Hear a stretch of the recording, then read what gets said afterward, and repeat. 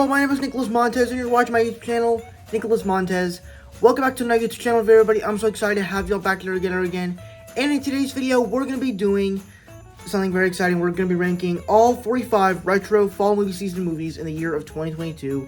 So basically, it's the movies I saw back in August, towards the end of August, to December the 23rd. Let's go ahead and get started ranking all 45 of these films.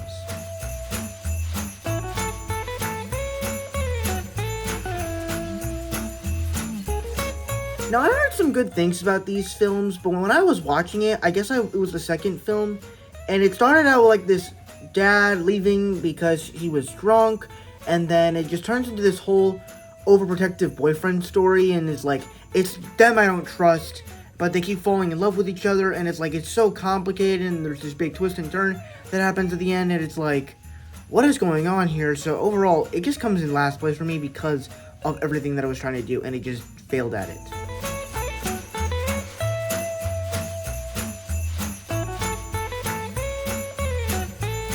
So, I actually like the Jay and Silent Bob films. I think they're kind of funny, especially that one that was referencing movies and stuff.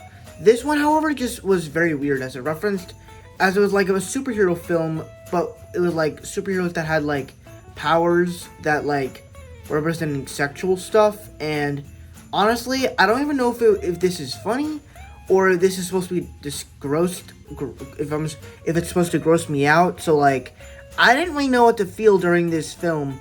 So overall, it comes in second to last place.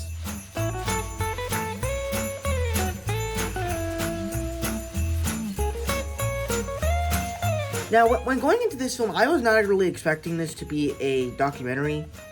But at the same time, it's like, it's kind of cool in a way. But honestly, I was just kind of bored throughout most of the movie, because it's like, oh, it's this guy, you're telling the story of him at his home and his days during the World War II. That's cool, but not exactly as interesting as of a film I wanted it to be, so comes in towards the bottom.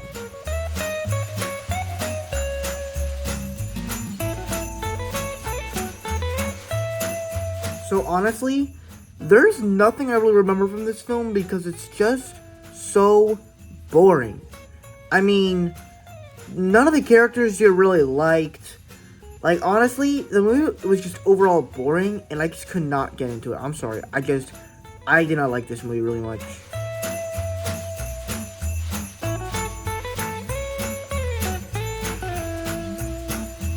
Now, this is another film that once again, I just could not get into. It's just like, it was quiet most of the time. You never really was interested. I'm sorry. This movie is just boring.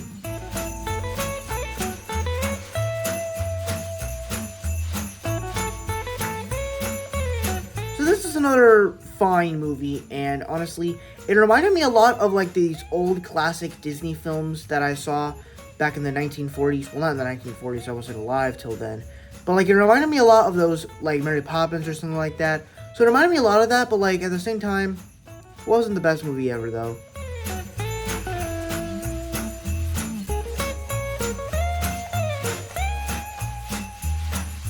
Now, this is another film that I just found to be very, very dumb. Like, I didn't understand what the whole point of this movie was. It was like a spy action film, but at the same time, it was also like, kind of like this, like, it was, to be honest with you, this movie was very weird of some sorts. I don't know, I just couldn't really get into it.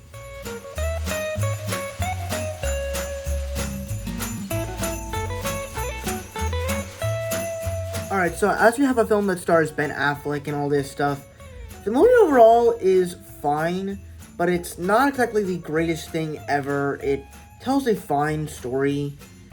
It has like this weird scene of like killing a dog with a bomb, and I'm like, this is not the best thing ever, so yeah, I'm not the biggest fan of this film, to be honest.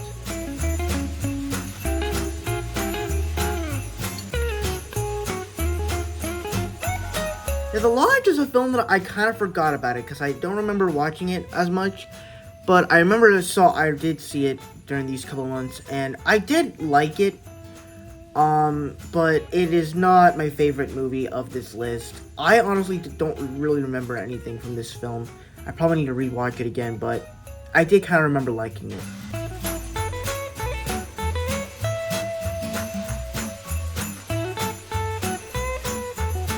Now, Dolittle is a film that I was expecting a lot more from it, but if I'm being honest, I think it was actually good enough. You know, the worst thing about this film was, of course, Robert Downey Jr.'s accent. I mean, if you thought this was a good accent, just hear his voice, hear his accent in Sherlock Holmes. I mean, it's bad in that film, but in this movie, it's overall pretty good. I mean, no, it's bad, it's bad. The movie overall is pretty good. You know, you get a nice set of characters. You get Tom Holland playing a dog. You get John Cena playing a polar bear. You get Kumail Nanjiani playing a ostrich. You get a bunch of nice castings with all these different animals. You actually get Selena Gomez playing a giraffe, which I thought that was kind of cool. You get Emma Thompson playing a dog, a parrot. So it has some nice, fun stuff with talking animals, but it's not the greatest film ever, especially with the story and Robert Downey Jr.'s accent.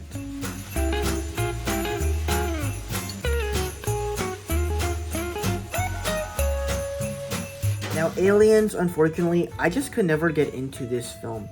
I just feel like there was something about it that just did not interest me. Like, when you look at all the other James Cameron movies that he did that are, like, action-based, they're just better in my opinion. This movie just did not tell a good story. It had some nice characters. It had an interesting story. When it came to the action side of things, it could have been better. Like, it could have been so much better to where it's like, I wish I could have actually enjoyed some of the action in the film. And it just was not it.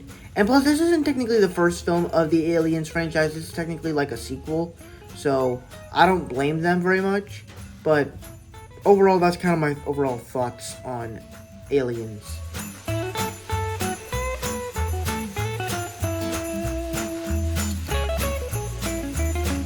Now, Aliens of the Deep, I thought was a nice little documentary from James Cameron.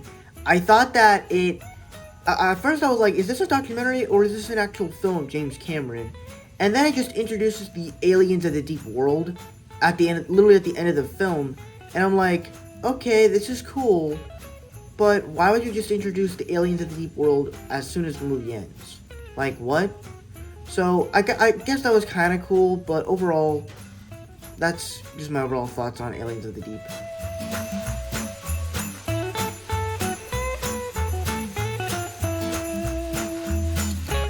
Now, The Turning is a film that I actually do remember watching, and honestly, I did actually kind of like this movie. I thought it actually told a story that felt complete, that felt reasonable for what was going on, and overall, I just thought it was a nice little film that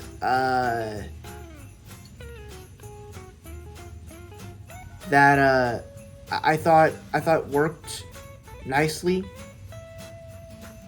And that you actually felt the intrigue, though there are some confusing scenes in the movie, and it's like you felt the intrigue, so I kind of liked it for that.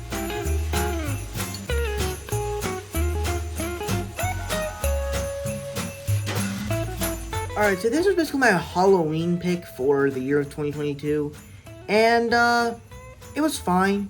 It was fine. I guess the whole rape stuff was not exactly my thing, but I did kind of like the characters. You know, it had some nice action. You actually kind of cared about them, and that when they were trying to get towards the bad guys, you actually wanted to see them to get defeated, and it was a nice little fun film.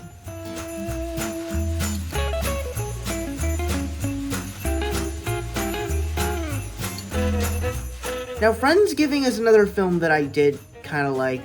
It had this fun little twist on things, where it's like, it had like all this sex talk during Thanksgiving with this family, and it was overall kind of funny, and I honestly kind of liked it for that.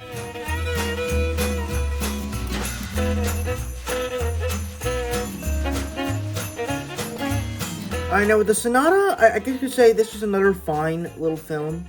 I thought that the music really developed the story a lot, and it kind of made it intriguing.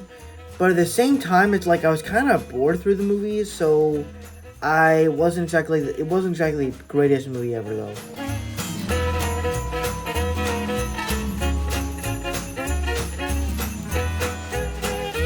Now this is another murder mystery that I actually also kind of liked, and honestly at the same time I do not remember a single thing that happened in this film. I really need to rewatch movies nowadays. I'm so sorry.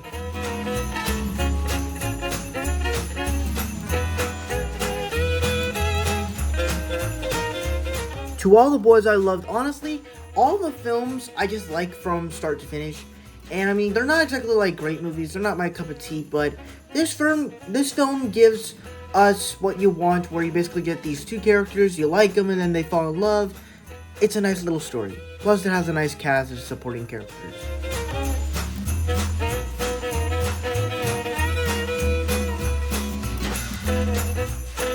Now for me, I think that this movie continues those themes of the nice, where we're able to start off with these characters and just go along with them, and you're able to connect with them in many different ways, and I honestly like that.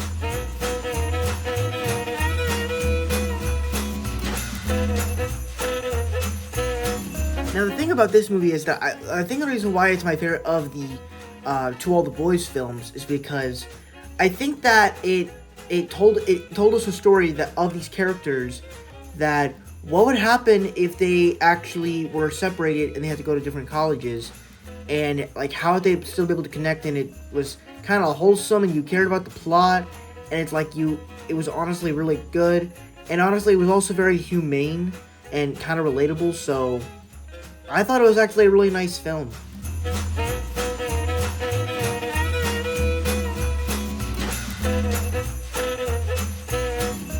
Now, this is actually one of the early Robert Downey Jr. films, and honestly, I did actually like it a little bit. Now, it's not like the greatest movie of all time, but it's a fun little high school film of Robert Downey Jr. in high school and all that great stuff.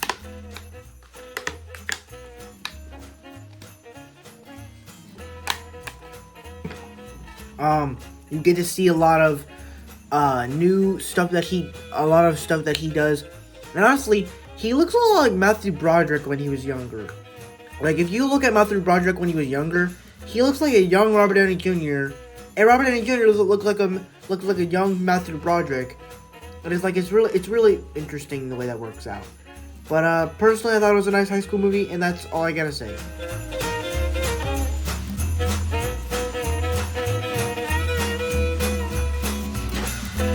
Alright, so this is the latest Disney animated feature film, and once again, I just think that this movie is fine. Of course, as Disney has transpired in the last 100 years, the animation in this film is still great.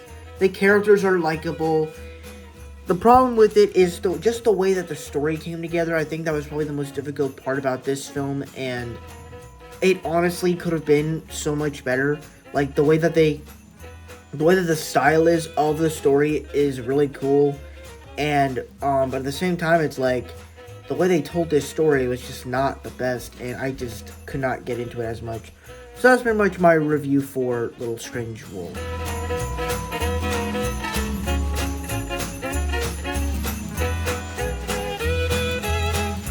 Now, Black Adam is a film that honestly has had so much trouble because this movie was supposed to be the film that was supposed to fix the DCEU, to change everything with, bringing Black Adam into it and then bringing Henry Cavill back as Superman.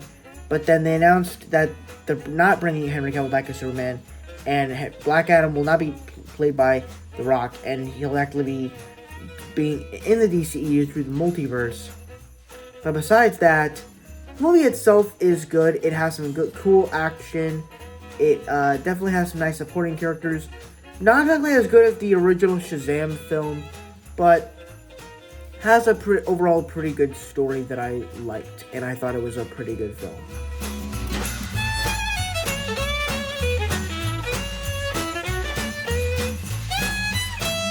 Now, Fantasy Island is a film that I do like. It's somewhat a good movie, but it's not exactly the greatest movie of all time.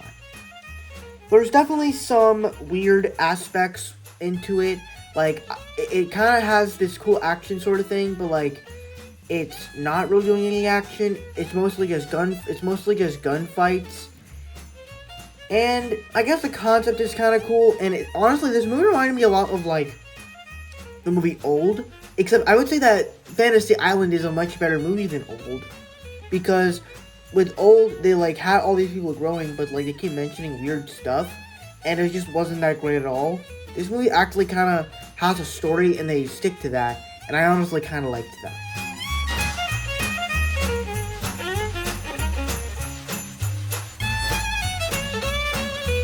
Now, honestly, I did actually have a bit of fun with this film. You know, personally, it definitely has a lot of a couple of action sequences that I did actually kind of like. There's definitely a lot of action in here where I'm like, how are characters still alive? Like, this girl literally gets blown up by a plane and then she lands back in her jet. Fine as hell, but she gets knocked down a couple times and she's not even limping. I'm like, how are you still alive? And I mean, sure, the action is still cool. I'm not gonna lie, it is cool.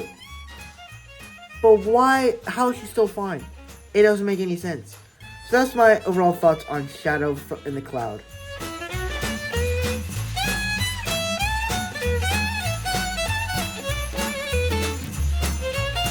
Now, The Boy is a somewhat enjoyable film. I personally liked this story. I thought that the action when the doll comes alive was actually pretty fun. So it kind of presented itself to be a pretty fun film with some pretty cool action that I honestly enjoyed.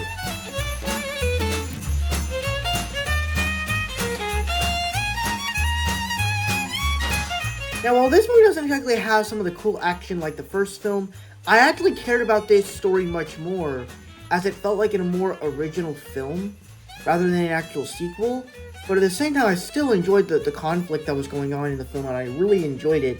So, I just overall really liked The Boy 2 Brahms, or whatever the title is called.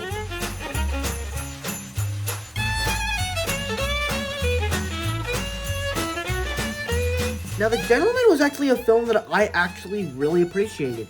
It was a film that just told this interesting story of like these people, and it was directed by Guy Ritchie. So of course Guy Ritchie has a unique style of telling stories. And when you watch this movie, it's like it has some pretty cool action, some pretty violent stuff, and it also just tells the story in a very interesting and clever way. Plus, you have Matthew McConaughey in it. It's also just a pretty good film.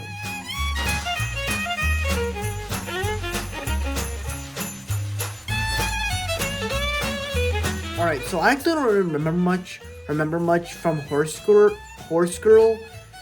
I'm guessing it's probably about a horse I forgot about the film. But I do remember liking it, though. That's one thing. I remember liking the film.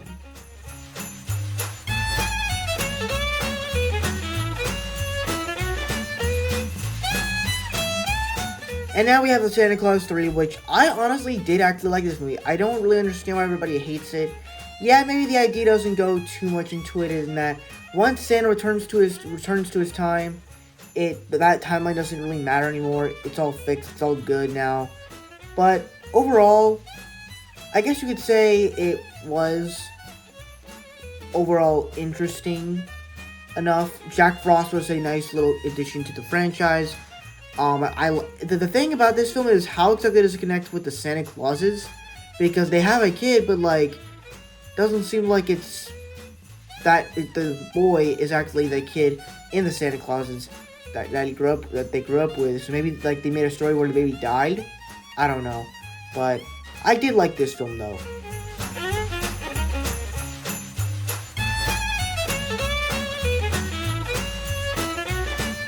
Alright, so as a Damien Chazelle film, I think that this film worked so well. So one of the unique things about the Whiplash film is that they really used a lot of sound and stuff.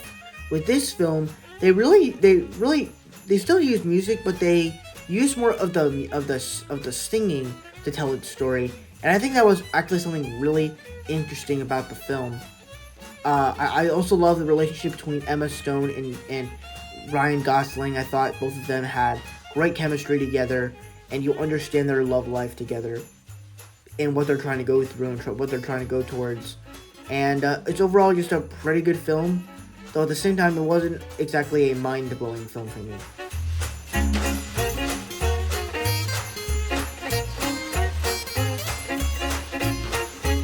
Call of the Wild was actually a pretty good film. It told this story of this sleigh dog who used to be this dog that lives on the streets, and you go through this journey with him and Harrison Ford, and it's honestly just interesting. Harrison Ford plays a good role in it, though his voice sounds so familiar, like a character I once knew in an animated film or something. And then of course, you know, the dog itself looks kind of cartoonish. I guess that's how it was supposed to look. Overall, I did like this film a lot.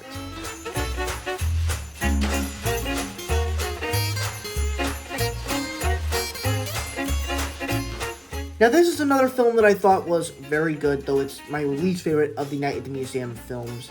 Personally, I think that this movie just ups the action, whether you have Lance adding the addition of Lancelot in here, especially when you have that like three-headed snake character, creature, and you're trying to attack it and stuff, and it's just honestly really cool in the way the son and Lancelot work together in it.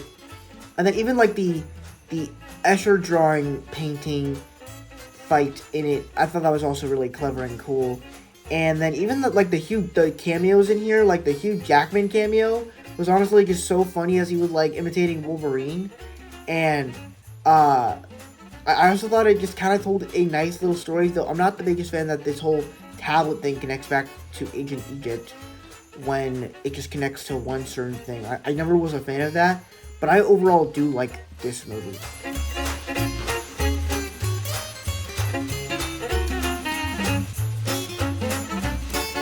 Alright, so this is a Ryan Coogler film that I went to go watch to get ready for Black Panther Wakanda Forever. And honestly, I thought this was just a really well-directed movie from Ryan Coogler. Once again, you know, it's great to see Michael B. Jordan in these films.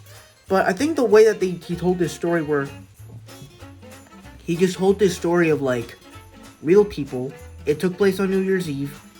And it just told this very simple story that felt so real. And, like, that could actually, like, you feel like it could actually happen to you.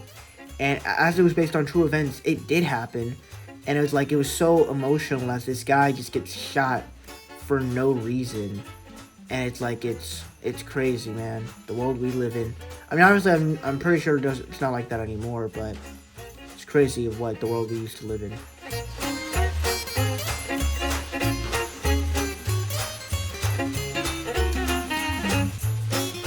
Now, the Terrifier, I thought was the Terrifier. I thought was a pretty good horror film. I think that there was a lot of like, you actually liked the characters, the story was simple, and the horror aspect of it was actually pretty cool, though I feel like it went a little bit too quick, so that's kind of my overall thoughts on the Terrifier, or whatever his name is.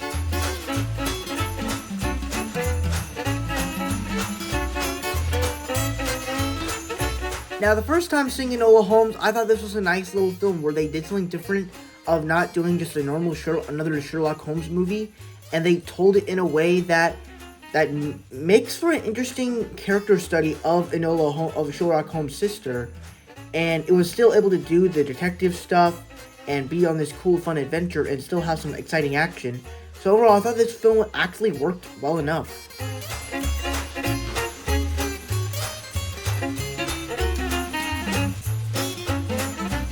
The original Night at the Museum film, I think, is still one of a really enjoyable film where they just take this concept of what if the artifacts and treasures that happened at Night at the Museum came to life at night, and I thought it was just a pleasant surprise.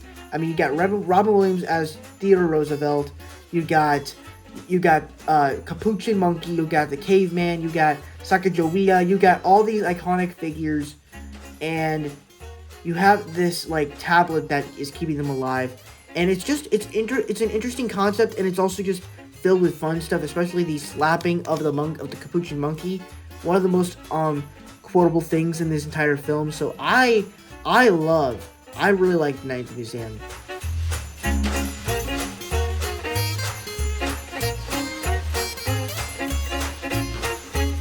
Now, this film actually works a lot, in my opinion. I mean, it just tells this story of this kid who has his own agency, and honestly, it just feels very relatable. Where it's like the principal is like telling he's going to 6th grade next year. He's not gonna get the same treatment like he did in elementary school, and it's like it was so enjoyable to watch as it's like his whole life was coming down, and it's like the whole time you're just having so much fun with this kid who thinks he has an agency, but he really doesn't. And so I overall really enjoyed this film.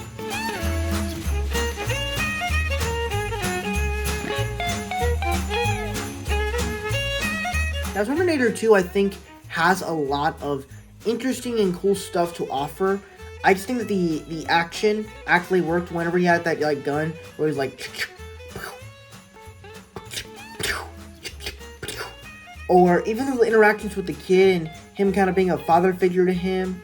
And you know, the story itself is good, but I like the way they actually switched him to be the hero instead of the villain, and that's what made the movie fun. And also the stuff that they did with Sarah Connor was also interesting, so I liked this movie a lot.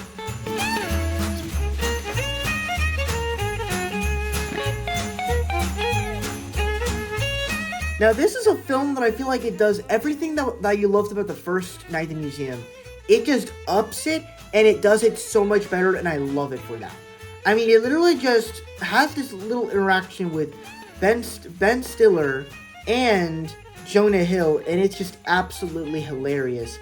And it's like even all the other characters that get involved, you get to see more of the British of the Washington D.C. Museum, the Smithsonian, and you even get to see Amy Adams as the person that flew across the Atlantic Ocean. You get to see more of these characters, and it's just overall awesome, and I just love it so much.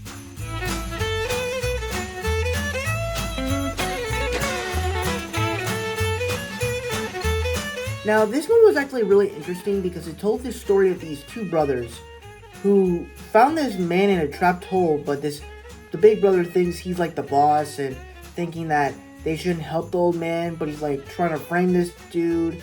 And it's like, the whole thing between the brothers is so crazy. The whole film is crazy, to be honest. You need to watch it for yourself, but it is really good.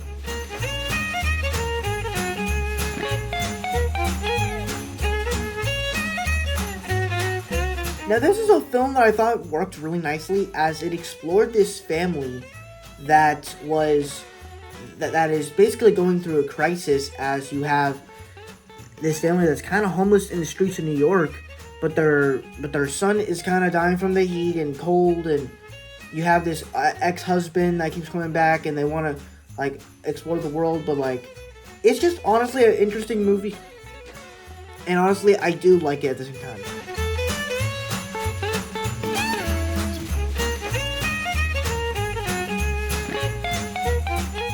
Now, this is a film that I think does a pretty good job of telling its story, where it just has this murder mystery, and you kind of feel bad for the characters, you kind of enjoy their time together, and overall, it's just a fun, not a fun movie, it's an intriguing film that makes you feel for the characters, and lets you in on the story, that I enjoyed a really good part about this film.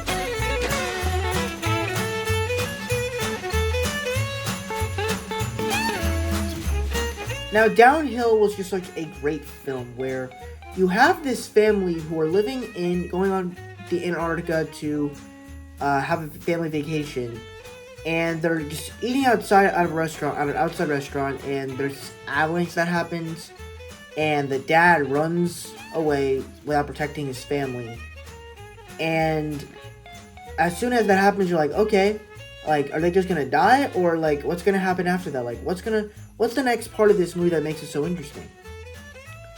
And the mom is mad at the dad because he just ran and didn't even care about his family. And it's like, the acting in this film is probably the best thing about this film, as it's so good, and I love it. I love this movie so much, and it really explores the conflict of that really nicely.